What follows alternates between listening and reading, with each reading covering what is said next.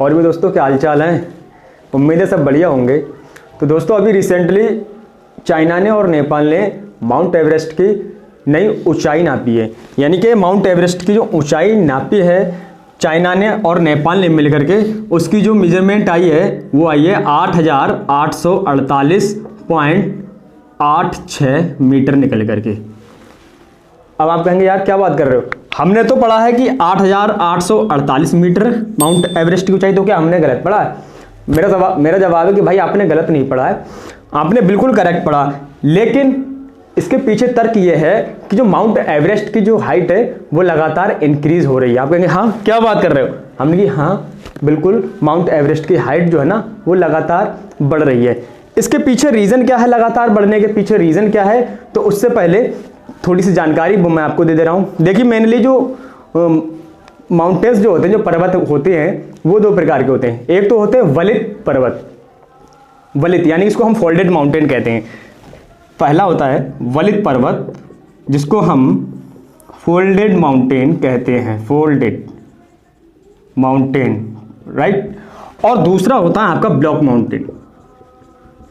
देखिए आप, जो वलित पर्वत होता है वो कैसे बनता है, वो बनता है टेक्टोनिक प्लेटों के भिड़ंत से। यानी कि जो टेक्टोनिक प्लेट हैं जिस पर के जो महाद्वीप उपस्थित हैं, तो इन्हें यानी कि पृथ्वी की जो ऊपरी जो सरफेस में कोर में जो भी प्लेट्स पाई जाती है टेक्टोनिक प्लेट हैं, तो उन प्लेटों के जो आपस में जब भिड़ती हैं, मान लीजिए कि एक प्लेट ये है और एक प्लेट ये है, जब ये आपस में भिड़ेंगी तो इस टाइप से आपस में वलित हो जाएंगी, यानी फोल्ड हो जाती हैं, जिसके कारण जिन पर्वतों का निर्माण होता है उन्हें हम कहते हैं वलित पर्वत यानी कि फोल्डेड माउंटेन।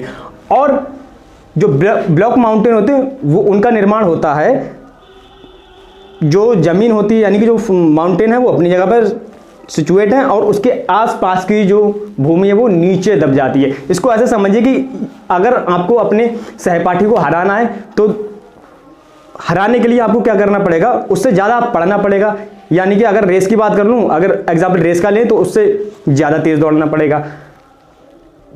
और दूसरा तरीका एक और है, वो थोड़ा सा बेकार तरीका होता है। क्या कर सकते हैं कि अपने साथी को जो है ना उसकी पैर पकड़ के खींच लो और अपने आप आगे निकल जाओ। तो जो ब्लॉक माउंटेन होता है ना वो उसी प्रकार का होता है, वो ऊंचा तो नहीं होता है, लेकिन अपने साथ वालों को क्या होता है नीचे, जब उसके साथ वाले नीचे हो जाते हैं तो जिसके कारण वो अपने आप ऊपर हो जाता है, तो उसे हम पर्वत कहते हैं। ऐसे पर्वतों को ब्लॉक पर्वत कहते हैं। लेकिन जो वलित पर्वत होता है वो टेक्टोनिक प्लेट के भिड़ंत के कारण बनते हैं। अब यहाँ पर जो एवरेस्ट है ये वलित पर्वत है। देखिए दोस्तों, जो एवरेस्ट है वो हिमालय श्रेणी की सबसे ऊंची चोटी है, माउंट एवरेस्ट। दोस्तों जो हिमालय श्रेणी है वो अपन लोग ये समझते हैं कि सिर्फ इंडिया में ही है, तो ऐसा नहीं है। हिमालय श्रेणी जो मैंने रफली एक फिगर बनाया है जो नॉर्थ ईस्ट का इंडिया का, तो ये यहाँ से लगभग ये इस एरिया में पूरे में हिमालय श्रेणी मतलब उपस्थित है। यानी कि पाकिस्तान में भी है, इंडिया में भी है, नेपाल में, भूटान में, चाइना में भी हिमालय श्रेणी अपनी उपस्थिति दर्ज कराती है। इस हिमालय श्रेणी में इस रीजन में जो सबसे ऊंची इसकी चोटी है जिसको हम माउंट एवरेस्ट कहते हैं। नेपाल में इसको सागरमाथा के नाम से जानते हैं। तो इस माउंट एवरेस्ट की जो हाइट है वो इंडिया भी एक बार माप चुका है सन 1954 में। और जो हम पढ़ते आए ना आज तक कि माउंट एवरेस्ट की जो हाइट है 8,848 मीटर, ये इंडिया के द्वारा ही मापी गई थी 1954 में अपने प्यारे देश के द्वारा, तो वही हम पढ़ते आते। लेकिन अभी रिसेंटली चाइना, जो नेपाल का जो झुकाव है वो चाइना की तरफ ज़्यादा है। चाइना जो है ना वो अपने शरण में ले रहा है, रणनीतिक रूप से अच्छी चालें खेल रहा है चाइना नेपाल को अपने कब्जे में लेने के लिए। तो चाइना ने नेपाल जगह कि ऐसा करते हैं अपन लोग, जो एवरेस्ट है उसकी हाइट नापते हैं, तो उन्होंने इसकी हाइट नापी और वो बढ़ करके 8,848.86 मीटर यानी कि 86 सेंटीमीटर की उसमें बढ़ोतरी दर्ज की गई है। वो बढ़ोतरी दर्ज करने का मतलब ये है, वो बढ़ोतरी इसलिए दर्ज हुई है क्योंकि जो टेक्टोनिक प्लेट है, टेक्टोनिक प्लेट आपस में भिड़ंत के कारण वो लगातार जो माउंटेन है वो लगातार उठता जा जो माउंटेन है वो लगातार उठता जा रहा है।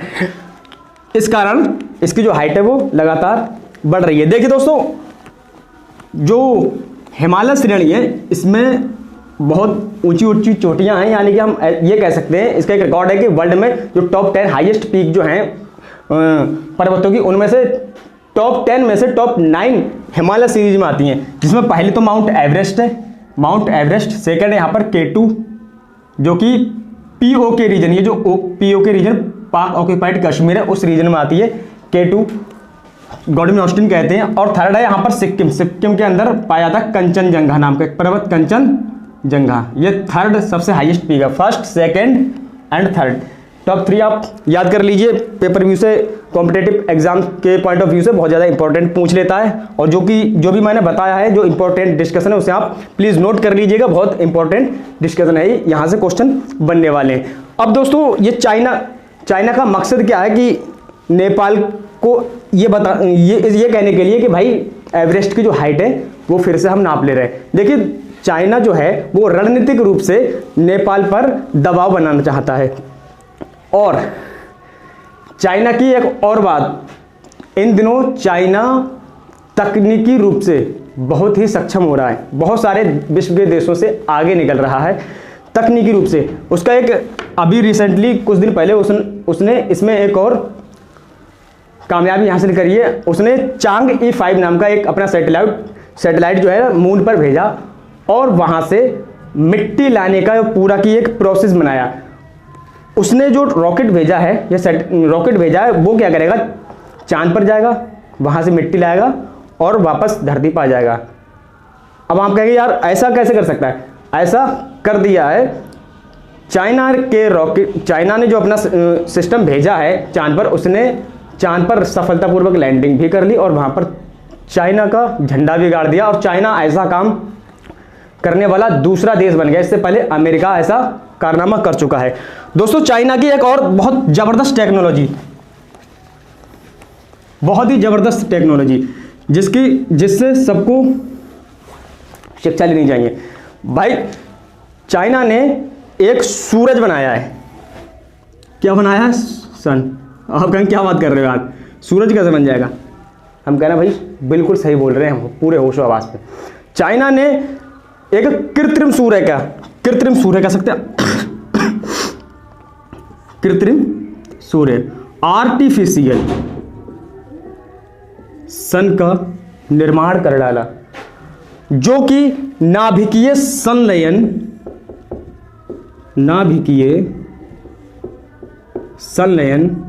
जिसको हम कहते हैं न्यूक्लियर फ्यूजन की प्रक्रिया पर आधारित है। देखिए ये जो सन बनाया है, इसकी कोर का टेम्परेचर इतना ज़्यादा है कि सूरज की कोर से 10 गुना ज़्यादा है। आप कहेंगे क्या बात कर रहे हो यार, ऐसा कैसे हो सकता है? सूरज तो इतनी दूर है, तो उसकी लाइट के मारे गर्मियों में हमें धूप में रह नहीं मिलता है। अब इन्होंने उससे भी 10 गुना ज़्यादा पावरफुल टेम्परेचर वाला एक सन बनाया, वो भी पृथ्वी पर, तो हमें गर्मी क्यों नहीं लग रही है? तो उसका भी एक रीज़न है गर्मी ना लगने का। पहले ये बात करते हैं कि उसने बनाया किस तरह से। देखिए नाभिकीय अभिक्रिया होती हैं, नाभिकीय अभिक्रिया 2 प्रकार की होती हैं, ठीक है। नाभिकीय अभिक्रिया, पहले मैं आपको नाभिकीय अभिक्रिया समझा दे रहा हूँ, फिर उसके बाद बताऊंगा कि गर्मी क्यों नहीं लग रही है। नाभिकीय अभिक्रिया, ठीक है। देखिए नाभिकीय अभिक्रिया 2 प्रकार की होती है। एक तो होता है नाभिकीय विखंडन, जिसको हम न्यूक्लियर फिजन कहते हैं। क्या कहते हैं? Nuclear fission. और एक होता है नाभिकीय संलयन,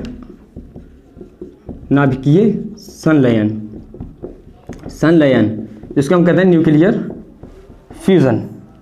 क्या कहते हैं? अगर सिंपल लैंग्वेज में बात करें तो भैया नाभिकीय विखंडन जो होता है वो 1 से 2 बनते हैं, 1 से 2। और नाभिकीय संलयन ये 2 से 1 बनता है, 2 से 1। मतलब जब हम किसी नाभिक पर न्यूट्रॉन्स की बौछार करते हैं, तो उस कंडीशन में नाभिक बहुत सारे छोटे छोटे टुकड़ों में टूट जाता है, ठीक है, जिसको हम नाभिकीय विखंडन कहते हैं। जैसे कि मैं 92 यूरेनियम 235 पर न्यूट्रॉन्स की बौछार करता हूं, तो उस कंडीशन में ये बेरियम 56 प्लस क्रिप्टॉन 36, ठीक, और बहुत सारी एनर्जी प्रोवाइड कराता है, बहुत सारी एनर्जी रिलीज करता है। इसको हम कहते हैं नाभिकीय विखंडन की अभिक्रिया। रफली ये आपने उम्मीद है पढ़ा होगा, एज अ नॉलेज मैं आपको बता दे रहा हूं, ठीक है। अगर नहीं भी पढ़ा हो तो जब हम यूरेनियम पर न्यूट्रॉन्स की बौछार करते हैं तो बेरियम क्रिप्टॉन टूट जाता है और बहुत सारी एनर्जी रिलीज होती है। अगर वही नाभिकीय संलयन की बात करते हैं तो नाभिकीय संलयन में क्या होता है, जैसे कि मैं हाइड्रोजन का ड्यूटेरियम और ट्राइटियम जब दो चीज़ों को जोड़ूं, जैसे 1H2 एंड 1H3 इनको जोड़ दूं, तो इस कंडीशन में हीलियम बनेगा और बहुत सारी एनर्जी रिलीज होगी। देखिए नाभिकीय विखंडन पर तो प्रक्रियाएं प्रोसेस चलती हैं, अपने यहाँ ही लगभग 6 रिएक्टर हैं जहां से हम बिजली का उत्पादन करते हैं। लेकिन नाभिकीय संलयन पर पहली मर्तबा हुआ है कि चाइना ने एक ऐसे सूरज का आर्टिफिशियल सन का निर्माण किया है कि जिसमें नाभिकीय संलयन की प्रक्रिया हो रही हैं। क्वेश्चन ये कि ये इसका करेगा क्या। देखिए इसने जो सन का निर्माण किया भैया, ये इससे बनाएगा बिजली और बहुत सारे वर्क करेगा। इसको कंट्रोल, अब आते हैं उस जवाब पर भैया, जब इसका इतना टेम्परेचर है, इसके कोर का जो टेम्परेचर है 10 टाइम्स ज्यादा है सन से, यानी कि 150 मिलियन डिग्री सेंटीग्रेड ये जो सन बनाया है ना चाइना ने, उसके कोर का टेम्परेचर है। जबकि सूरज का जो अपना नेचुरल सूरज है उसके कोर का टेम्परेचर है 15 मिलियन डिग्री सेंटीग्रेड। भैया इतना भयंकर सूरज बनाया है। इसको कंट्रोल करने के लिए क्या करेगा कि इस जो टेम्परेचर है, इसको टेम्परेचर इतना ज़्यादा होने के बाद भी हम लोगों को गर्मी क्यों नहीं लग रही है। इसके पीछे भैया एक तकनीकी वर्क करती है, इसके पीछे एक तकनीकी वर्क करती है कि हमें गर्मी क्यों नहीं लग रही है। उस तकनीक का नाम है भैया टोकामैक। और इसमें भी एक टेक्निक है जिसका नाम है क्रायो स्टैक, ठीक है। ये क्या करती है, अपने आसपास के टेम्परेचर को कम कर देती है। और इसी टेक्निक का यूज करके इन्होंने उस सन की गर्मी से अपने आप को बचाया। और ऐसा नहीं कि बहुत बड़ा बना रही है, छोटा सा ये, ठीक है। और इससे ये बहुत सारी एनर्जी का यूज करेंगे, बिजली बनाएंगे। ऐसा नहीं है, ये जो कॉन्सेप्ट है चाइना ने बिल्कुल नया निकाला। सन 1985 में ये कॉन्सेप्ट दुनिया के बड़े 35 देशों ने भी अपनाने की कोशिश की थी। फ्रांस में बैठक हुई थी, इसमें अमेरिका, फ्रांस, खुद चाइना भी शामिल था, हमारा इंडिया भी शामिल था। और ये बात हुई थी कि भैया हम ऐसे एक आर्टिफिशियल सन बनाएंगे जो कि बहुत सारी एनर्जी प्रोवाइड करेगा।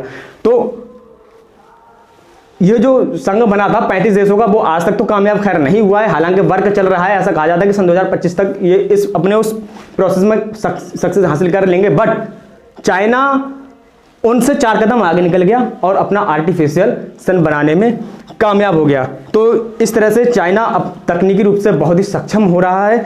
इससे हम लोगों को प्रेरणा लेनी चाहिए कि हम भी अच्छे से वर्क करें। उम्मीद है ये सारे इंपॉर्टेंट कंटेंट आपको समझ में आया होगा और आने वाले जो कॉम्पिटेटिव एग्जाम उनके पर्सपेक्टिव से बहुत ही ज़्यादा इंपॉर्टेंट है। मिलते हैं अगली वीडियो में, तब तक के लिए जय हिंद।